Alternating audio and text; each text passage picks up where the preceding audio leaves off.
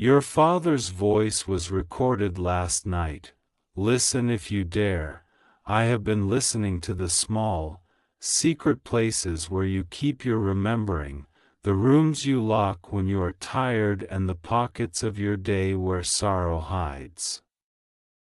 I know the shape of the ache that wakes you at 3 in the morning, the way your hand reaches for a phone that will never ring the same way again, the way a song on the radio can fold you open like a paper bird. Tonight I come to you with a voice that is unlike the ones you expect when you whisper to the dark. It is the voice of what remains, the echo of love that does not end with the last breath, the insistence of presence that will not be quieted by absence. If you are afraid, that is only because you are beginning to learn that love is stranger and more relentless than grief, and that there are truths that feel like thunder when they arrive because you thought the sky had closed. Hear this as both comfort and clearing, as both balm and something meant to stir you from the stupor of loss into the long, sacred labor of living where the dead have shaped the living. Listen.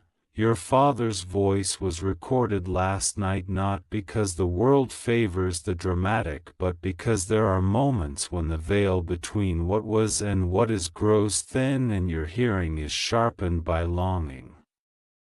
He spoke not in the language of unfinished errands but in the language of the heart's work. He said the small things first, the ordinary kindnesses that become prayers. Remember to walk slower sometimes. Remember to taste your food and not eat like you are trying to outrun memory. Remember to put your hand on the shoulder of someone who thinks no one will touch them. He laughed, a sound you have been waiting like a thirsty plant waiting for rain, and in that laughter there was relief for you and a demand. Do not let my laughter become a secret you hide. Let it be a pattern in your day. He told you things he had never said aloud when he could have. There are words that stick in men's throats because they think feeling weak is dangerous, because they learn to hide soft things under tasks and schedules.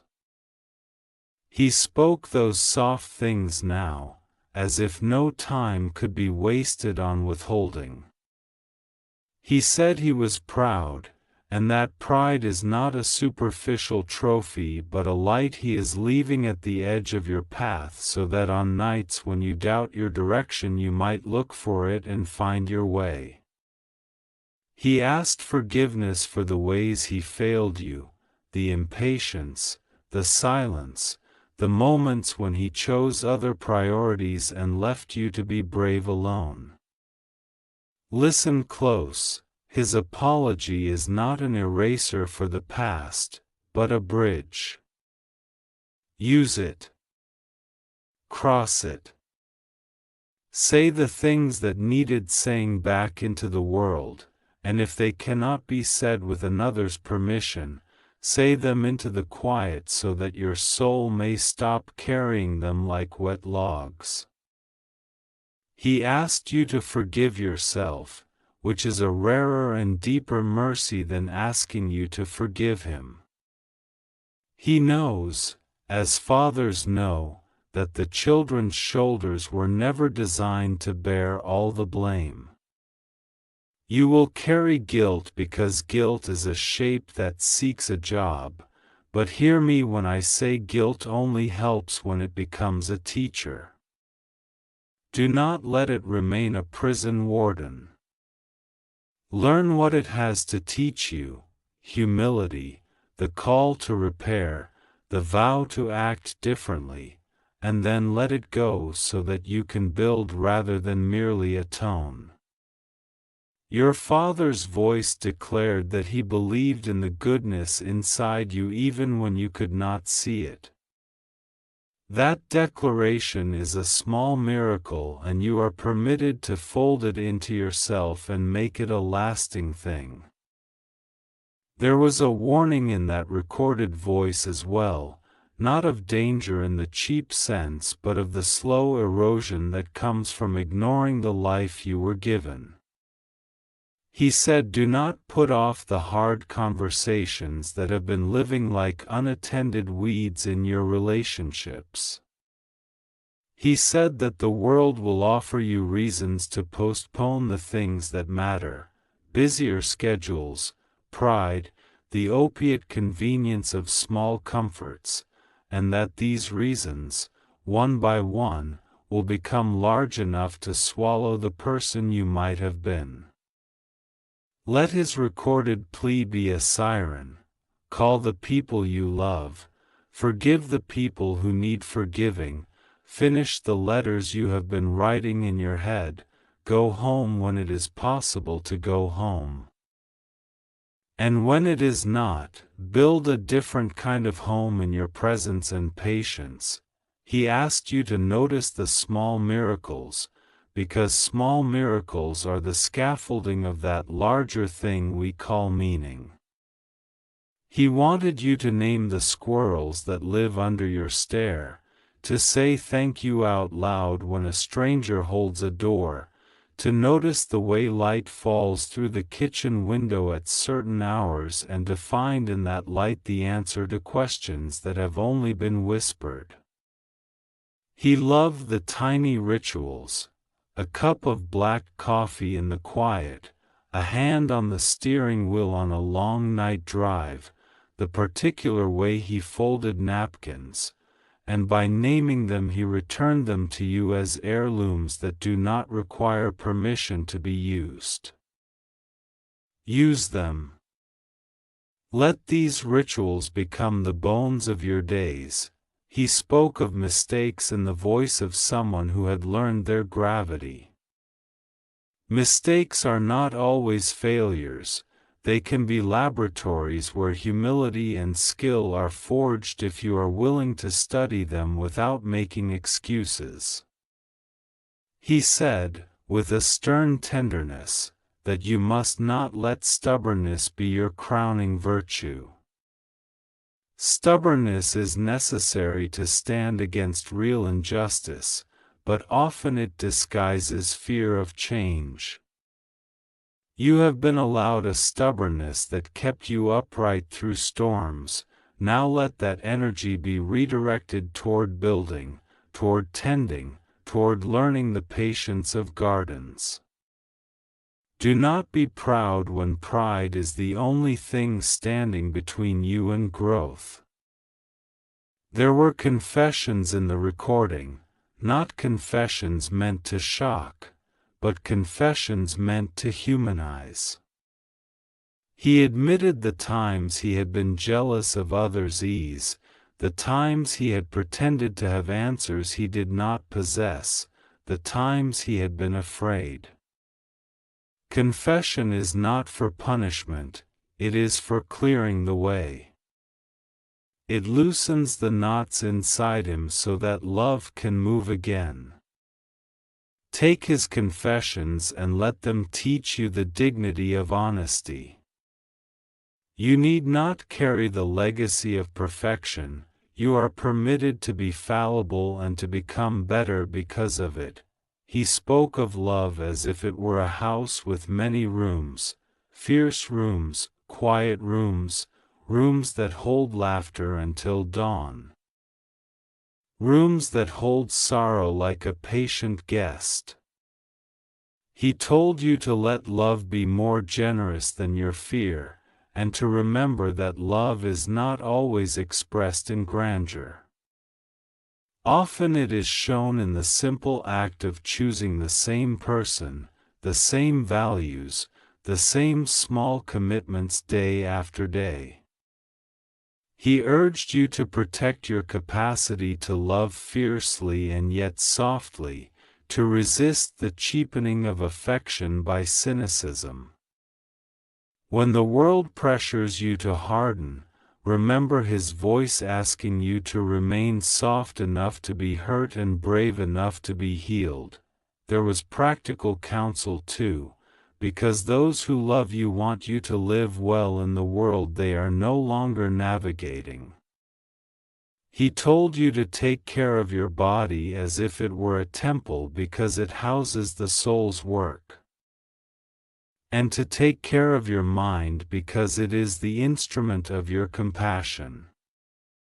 He spoke plainly about sleep and health and about the fellow humans who will carry you when you cannot carry yourself.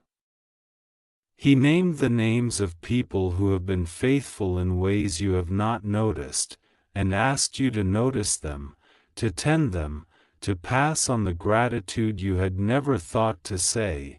He spoke of money and time as resources that will either be used to bind you to petty anxieties or set you free to invest in things that outlast your brief moment. He said, "Do not anchor your worth to the ledger of your bank account." He said, "Be generous where you can be generous without becoming a martyr, because generosity is a muscle and you must exercise it to keep it strong." He cautioned against building a life only to be admired by those who do not have to live it. Build instead a life you will not be ashamed of when you are old and honest with yourself. He urged you to find work that matters even if it does not bring riches, because the quiet dignity of meaningful labor is a currency the world often underestimates. If you can, he said, align your work with your gifts. If you cannot, learn to find meaning in the service you can offer. Remember that the hours you spend matter less than what you become in those hours. Let your daily motions be teachers of patience and excellence. There was a long pause in the recording where his breath changed, and in that pause he seemed to gather the courage to speak about death itself, not as an end that erases, but as a threshold that redraws the map of relationships. He likened death to a door that stays open even after someone goes through it, and that you can still visit the space of that person's influence, in the habits they taught you, in the stories that become family myths, in the inheritance of character. He said, "Do not fear that memory will fade if you keep it alive with stories. Memories are not weakened by retelling. They are reinforced." He wanted you to keep telling the story of the ordinary hero, the friend who stayed up with you the night you could not sleep, the neighbor who brought soup when you were ill, the sibling who sends a text at the wrong hour but means everything by it. He said grief loves silence because silence is like snow that buries things. Speak the names of those you loved, and in speaking them you clear tracks for others to follow. He asked you to write down the small things, the recipes, the jokes, the private sayings that feel like keys. In those small things lies the architecture of a lineage, the kind of heritage that teaches the future how to be humane. He warned about the traps of performance, living for applause rather than for truth, and reminded you that visibility can be a shallow mirror. He asked that you cultivate inner counsel, a rhythm of prayer or meditation, a private steadiness that does not depend on the approval of others. The recorded voice recommended that you build regular practices that anchor you, waking with gratitude, ending the day with confession, touching the earth with bare feet when possible, having a small altar of memory where you place tokens of those you love. Rituals are not superstition. They are waypoints for the soul. That he told a story in the recording, one that you will remember because it is almost embarrassingly domestic. the time he forgot an anniversary and bought 2 different bouquets and still managed to laugh. The time he taught you to ride a bike and let go but kept running beside you until you thought you were flying, the time he taught you that music was a kind of prayer, the way certain songs could change the direction of a day. Stories like these are not nostalgia, they are evidence of a life that was lived with attention. Keep them, pass them along like seeds. He named virtues with the tenderness of someone who had learned them by hard experience. Courage, he said, is not the absence of fear but the decision to act despite it. Patience is not passivity but endurance shaped by hope. Faith, which you might think is only for the devout, is in fact the muscle that allows you to move forward when evidence is slim. Hope, he said, must be fed intentionally, by small acts, by choosing to believe in a better next moment, by refusing to let despair have the last word. He spoke of the children he loved and the children you were, weaving them into a larger story of becoming. He advised you on parenting if that is before you. Be less anxious about being perfect and more committed to being present. The small things, reading a bedtime story, showing up to games, apologizing when you are wrong, create a scaffolding of safety. He cautioned against the patterns that repeat across generations, the silences, the avoidance, the little cruelties dressed as discipline, and asked you to break them with awareness and courage. There was humor in the recording too, quick and unexpected, because humor is also holy. He joked about his own stubbornness and the ridiculousness of being right in an argument only to find out later he was wrong. He laughed at the absurdities that life offered, the way technology betrays us at precisely the wrong moment, the way people behave in elevators, the small catastrophes that later become legends. Laughter, he said, is a small salvation and should be exercised daily.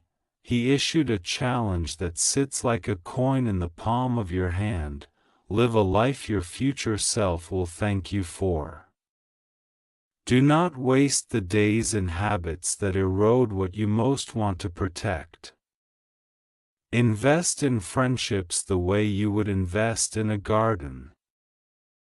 Pruning what is dead and nurturing what is alive. Choose integrity in small things so that you have strength for larger moral moments. Be brave enough to leave situations that are corrosive, and humble enough to ask for help when you cannot leave alone. He asked that you practice gratitude not as a performative list but as a deepening practice that reshapes perception. Gratitude, he said, is not only for the grand blessings but for the small mercies, the neighbor who returns a lost item, the cup of tea made by a friend, the way sunlight finds you in the afternoon. Make a habit of gratitude that is tactile. Write it, speak it, give thanks with your hands. The world will not always be kind. But gratitude rewires your nervous system to notice good even when difficulty is present. There was also a tenderness toward sorrow, an insistence that sorrow be given a proper place. He did not ask you to rush through grief or to put a happy face on a wound that needed tending. He recommended rituals of farewell and remembrance, gatherings of story and food, the planting of a tree or the creation of a small shrine where tears are permitted. Grief is not a problem to be solved, it is a landscape to travel, sometimes more slowly than you would like. Move through it with companions. Allow the seasons to do their work. He told you to be suspicious of certainty, not of moral clarity, but of the smug kind of certainty that refuses to be corrected. Life is full of paradox, and wisdom often arrives disguised as contradiction. Stay teachable. Listen to those who disagree with you not because they will always be right but because you will learn where your blind spots are. He said, "Humility keeps the heart soft and the mind open." He spoke to your creative longings and the projects that sit like seeds in drawers. If you have been waiting for permission to begin, take this recording as permission. Start small if you must, but start. The world needs your small, imperfect offering because the sum of small offerings changes the shape of things. He reminded you that failure in the attempt is not a shame but evidence that you dared. Be merciful to your early drafts and infant steps. He urged you to forgive those who have harmed you, which is not the same as pretending the harm did not happen. Forgiveness is a skill for the living. It untangles you from the person who wronged you so that their choices no longer dictate your interior weather. Forgiveness does not mean reconciliation with those who are dangerous or unrepentant. It means freeing yourself from the corrosive fuel of grievance so you can live more fully. He talked about prayer in practical terms, not as jargon but as a habit of turning your face toward the good.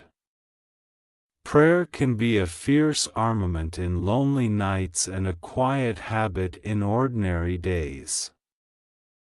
You can pray with words or with silence, with music or with action.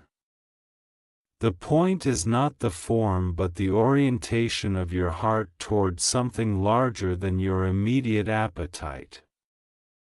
In that orientation you will find resilience. There was a moment when his voice grew simple and direct and you could have believed you were hearing him sitting across from you at a kitchen table, steaming cup between his hands. He said, "Love the people in front of you now. Love them without waiting for them to be different, because otherwise you will miss them in their imperfect humanness. Love them and let them know it before the chance slips like sand. Call your mother. Call your sister. Call the friend you have been meaning to call. Make the call and do not defer the currency of presence.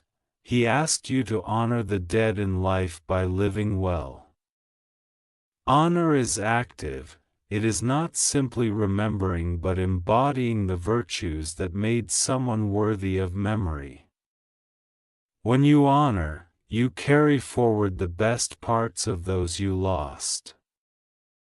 He asked you to be someone his voice would be proud of, a person of tenderness, stubborn decency, steady humor, and a willingness to be surprised by grace. He warned against the tyranny of busyness, the habit of confusing activity with meaning. Being busy can be an anesthetic against being present. Your father encouraged you to make margin, to leave space for wonder, for unplanned laughter, for the unexpected knock at the door.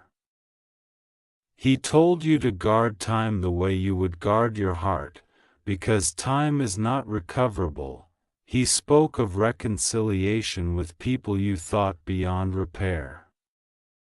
Sometimes reconciliation requires courage and concession, Sometimes it simply requires the willingness to show up and be honest. There will be relationships that remain broken, and you will have to accept that as part of a fallen world, but do the work where it is possible, and be at peace with the rest. He reminded you of the power of story. Tell your children the truth about their lineage, the oddities and heroics, the things that make your family human. Do not sanitize everything into a myth of perfection. Honesty is a better inheritance than idealization. Teach your children how to fail and recover. Teach them how to apologize and how to stand up for others. Teach them how to keep a promise. He gave you a blessing, which is not magic but a benediction meant to reorient you toward good. He blessed your hands so they might be gentle and useful. He blessed your feet so they might tread on good paths. He blessed your mind so it might be curious rather than trapped. He blessed your heart so it might have room for both sorrow and joy. Receive that blessing not as praise but as a challenge. Live into it. He closed the recording with a line that sounded like both a benediction and a dare. Live like you have been seen and loved. Live like the small acts of courage matter. Because they do. Live like your Father's voice is with you in moments when temptation whispers otherwise. Live for the day when the world will be kinder because you chose to be kinder. Live so that when people speak of you, they will remember not your possessions but your presence. If you are wondering whether this recorded voice changes what is fixed, the answer is subtle. It does not change the past, but it can reconfigure your relation to it. A voice from the past is not a command from the dead but an invitation from a history that shaped you. You are invited to respond, to act, to forgive, to build, to remember. That response is your living offering. I want to name also the practical mechanics of the grief that will follow this listening. Expect dreams that can join the living and the dead. Expect sudden smells that seem to carry a person into the room: old cologne, burned toast, rain on hot asphalt. Expect moments of disorientation where you cannot remember whether someone is alive until you check a phone and the world reorients. These are the language of the mind trying to rearrange itself to the new truth. Honor these experiences and do not be afraid of them. They often point toward healing rather than harm. You may also find anger. Anger at time, at fate, at a doctor's misdiagnosis, at the unfairness of the world. Anger is a legitimate companion in grief when it is honest and does not become cruel. Use your anger as fuel for justice where justice is possible, and as a signal to discern what needs boundaries in your life. But do not let it calcify into bitterness. Bitterness will steal from you more than it affects the absent. You will have days of relief and days of intense nostalgia that feels almost like a homesickness. Both are normal, both are holy. Relief is evidence that love endures in ways that allow you to breathe. Nostalgia is evidence that what you had was real. Embrace both as evidence of a life that mattered. Do not hide the record. If you found a recording of a voice you loved, let it be a gift. Share it with those who will treasure it and hold on to it for the nights when the wanting is intense. But also remember that memory needs to be tended in community. Gather others who loved him and tell stories together. In the telling, new details will surface and you will see him more fully than you had when he was alive. Because memory in community enriches and corrects. Finally, there was in the recording an insistence on joy as an act of defiance. He asked you to be brave enough to be glad. Joy is not the absence of care but the flourishing of gratitude in the middle of care. Let laughter return to your table, let music play, let the living be celebrated with the same intensity you mourn the dead. To choose joy is to refuse to let sorrow have the entire map of your heart. This recorded voice is not the end of conversation. It is an opening. You can speak back to what you hear, in prayer, in action, in vows you keep. Promise to be kinder to yourself. Promise to sustain the relationships that matter. Promise to make room for beauty. Promise to defend what is right. Promise to call more often, to say I love you more plainly, to live with the tenderness that the world needs right now. That if you feel that hearing this voice has unsettled you in ways you cannot manage alone, reach out. There are hands to hold you. There are people who will carry you a while, and there is wisdom in asking for help. Courage is often not the refusal of help but the willingness to take it. Live in community rather than as an island, you asked, perhaps silently, whether such a recording alters destiny. It does, because your choices after hearing it will be different if you let it be different. A recorded voice is a catalyst. It changes the probability of the future by changing the choices you make today.